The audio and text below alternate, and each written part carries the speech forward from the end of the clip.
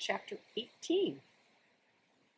Brian worked around the tail of the plane 2 more times, pulling himself along the stabilizer and the elevator, but there simply wasn't a way in. Stupid, he thought. I was stupid to think I could just come out here and get inside the plane. Nothing is that easy. Not out here. Not in this place. Nothing is easy. He slammed his fist against the body of the plane. His complete surprise, the aluminum covering gave easily under his blow. He hit it again, and once more it bent and gave, and he found that even when he didn't strike it, but it just pushed in, it still moved. It was really, he thought, very thin aluminum skin over a kind of skeleton, and it gave that easily he might be able to force his way in through. The hatchet. He might be able to cut or hack with the hatchet. He reached in his belt and pulled the hatchet out, picked a place where the aluminum gave to his push, and took an experimental swing at it. The hatchet cut through the aluminum as if it were a soft cheese. He couldn't believe it. 3 more hacks, and he had a triangular hole the size of his hand, and he could see 4 cables that he guessed were the control cables going back to the tail. And he hit the skin of the plane with a frenzied series of hacks to make it still larger opening, and he was bending the piece of aluminum away from the 2 aluminum braces of some kind when he dropped the hatchet. It went straight down past his legs. He felt it bump his foot and then go down into the water, and for a second he couldn't understand that he had done it. For all this time, all this living and fighting, the hatchet had been everything. He had always worn it. Without the hatchet, he had nothing. No fire, no tools, no weapons. He was nothing. The hatchet had been him. And he had dropped it. Oh, he yelled it, choked it on it, snarl cried of rage at his own carelessness. The hole in the plane was still too small to use for anything, and now he didn't have a tool. That was the kind of thing I would have done before, he said to the lake, to the sky, to the trees. When I came here, I would have done that. Not now, not now. Yet he had, and he hung on the raft for a moment and felt sorry for himself, for his own stupidity. But as before, the self-pity didn't help, and he knew it. He had only one course of action. He had to get that hatchet back. He had to dive and get it back. But how deep was it? The deep end of the gym pool at school, he had no trouble getting to the bottom, and that was, he was pretty sure, about 11 feet. Here it was impossible to know the exact depth. The front end of the plane, anchored by the weight of the engine, was obviously on the bottom, but it came back up at an angle, so the water wasn't as deep as the plane was long. He pulled himself out of the water so his chest would expand, took 2 deep breaths, and swiveled and dove, pulling his arms, kicking off the raft bottom with his feet. His first thrust took him down a good 8 feet, but the visibility was only 5 feet beyond that, and he could not see the bottom yet. He clawed down 6 or 7 feet, the pressure pushing his ears until he held his nose and popped them. And just as he ran out of breath and headed back up, he thought he saw the bottom, still 4 feet below his dive. He exploded out of the surface, bumping his head on the side of the elevator, and then he came up, took air like a whale, pushing the stale air out until he wheezed, taking the new in. He would have to get deeper yet, and still have time to search while he was down there. Stupid, he thought, once more, cursing himself. Just dumb. He pulled the air again and again, pushing his chest out until he could not possibly get any more capacity. Then he took one more deep lungful, wheeled, and drove again. This time he made an arrow out of his arms and used his legs to push off the bottom of the raft. All he had in his legs to spring snap and propel down. As soon as he felt himself slow a bit, he started raking back with his arms at his sides like paddles, thrusting with his legs like a frog. And this time he was so successful that he ran his face into the bottom of the mud. He shook his head to clear his eyes and looked around. The plane disappeared out and down in front of him. He thought he could see the windows, and that made him think again of the pilot sitting inside, and he forced his thoughts from it. But he could see no Hatchet. Bad air triggers were starting to go off in his brain, and he knew he was limited to seconds now, but he held for a moment and tried moving out a bit, and just as he ran out of air, knew that he was going to have to blow soon, he saw the handle sticking out of the mud. He made one grab, missed, reached again and felt his fingers cross on the rubber. He clutched it and in one motion slammed his feet down into the mud, powered himself up. But now his lungs were ready to explode, and he had flashes of color in his brain, explosion of color, and he would have to take a pull of water, take it into his lungs. And just as he opened his mouth to take it in, to pull in the water, in the lake, and his head blew out of the surface and into the light. It was as if a balloon had exploded. Old air blew out of his nose and mouth, and he pulled new in again and again. He reached for the side of the raft and hung there, just breathing, until he could think once more, the hatchet clutched and shining in his right hand. All right, the plane, still the plane. He went back to the hole in the fuselage, and he began to chop and cut, peeling the aluminum skin off in pieces. It was slow going because he was careful, very careful with the hatchet. But he hacked and he pulled until he had opened a hole large enough to put his head and shoulders in, looking down in the water. It was very dark inside the fuselage, and he could see nothing. Certainly no sign of survival pack. There were some small pieces and bits of paper floating on the surface inside the plane, dirt from the floor of the plane that had floated up, but nothing substantial.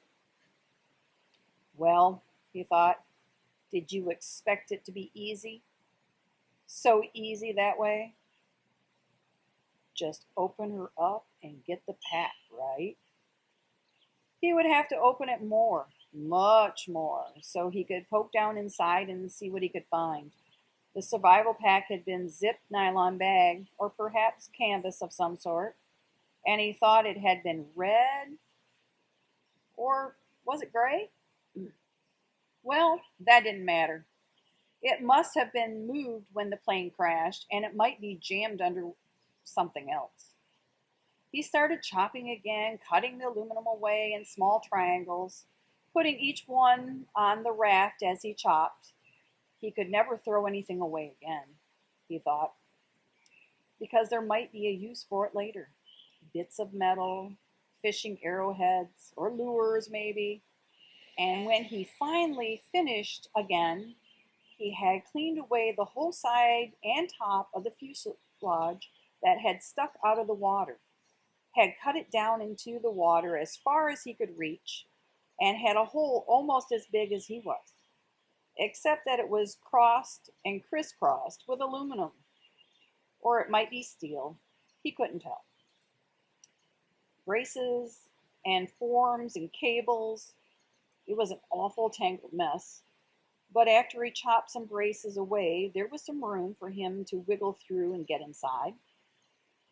He held back for a moment, uncomfortable with the thought of getting inside the plane. What if the tail settles back to the bottom? And what if he got caught and couldn't get out? It was a horrible thought.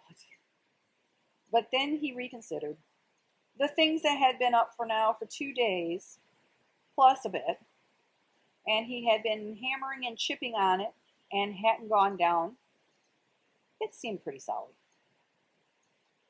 He eeled in through the cables and forms, wiggling and pulling until he was inside the tail with his head clear of the surface of the water and his legs down at an angle floor. When he was ready, he took a deep breath and he pushed down along the floor with his legs, feeling for some kind of fabric or cloth, anything, with his bare feet. He touched nothing but the floor plates. Up, a new breath. Then he reached down to formers underwater and pulled himself beneath the water, his legs pushing down almost to the backs of the fronts of the seats. And finally, on the left side of the plane, he thought he felt his foot hit cloth canvas. Up for more air. Deep breathing. Then one more grab at the formers. Pushing them as hard as he could, he jammed his feet down and he hit it again. Finally, definitely. Canvas or heavy nylon. And this time, he pushed his foot through something inside. Something hard. It had to be the bag, driven forward by the crash. It was jammed into the backs of the seats and caught up on something. He tried to reach for it and pull it, but didn't have the air left and went up for some more. Lungs filled in great gulps. He shot down again, pulling the formers until he was almost there. Then, wheeling down head first, he grabbed the cloth. It was the survival bag. He pulled and tore at it to loosen it, and just as it broke free and his heart leaped to feel it rise, he looked up above the bag. In the light coming through the window, the pale green light from the water, he saw the pilot's head. Only it wasn't the pilot's head any longer. And the fish. He had never really thought of it, but the fish he had been eating all this time had to eat too. They had been at the pilot all this time, almost 2 months, nibbling and chewing all that remained was not quite clean skinned skull, and when he looked up, it wobbled loosely. Too much. Too much. His mind screamed in horror, and he slammed back and was sick in the water. Sick, so that he choked on it and tried to breathe the water, and could have ended there. Ended with the pilot where it was almost ended when it first arrived, except for that his legs jerked. It was instinctive. Fear more than anything else. Fear of what he might have seen. But they jerked and pushed, and he was headed up. When they jerked and he shot to the surface, still inside the barricade of forms and cables, his head slammed into the bracket as he cleared, and he reached up to grab it and was free, in the air hanging up in the tail. He hung that way for several minutes, choking and heaving and gasping for air, fighting to clear the picture of the pilot from his mind. It went slowly. He knew it would never completely leave. But he looked to the shore, and there were the trees and the birds. The sun was getting low and golden over his shelter, and when he stopped coughing, he could hear the gentle sounds of the evening, the peace sounds, the bird sounds, and the breeze in the trees. The peace finally came to him, and he settled in his breathing. He was still a long way from being finished. He had a lot of work to do. The bag was floating next to him, but he had to get it out of the plane and into the raft, then back to shore. He wiggled out through the forms. It seemed harder than when he came in, and pulled the raft around. The bag fought him. It was almost as if it didn't want to leave the plane. He pulled and jerked and still wouldn't fit. And at last, he had to change the shape of it, rearranging what was inside by pushing and pulling the sides until it narrowed and made it longer. Even when it finally came, it was difficult, and he had to pull first at one side, then at the other, an inch at a time, squeezing it through. All this took some time, and when he finally got the bag out and tied it on top of the raft, it was nearly dark. He was bone tired from working in the water all day, chilled, deep, and he still had to push the raft to the shore. Many times he thought he would not make it. With the added weight of the bag, which seemed to get heavier by the foot, coupled with the fact that he was getting weaker all the time, the raft seemed to barely move. He kicked and pulled and pushed, taking the shortest way straight back to shore, hanging to rest many times, then surging again and again. It seemed to take forever, and when at last his feet hit the bottom, he could push against the mud and the side of the raft to the shore in the weeds to dump against the bank. He was so weak he couldn't stand. He had to crawl. And so tired he didn't even notice the mosquitoes that tore into him like a gray, angry cloud. He had done it. That's all he could think now. He had done it. He turned and sat on the bank with his legs in the water and pulled the bag ashore. Began the long drag. He couldn't lift it. Back down the shoreline to his shelter.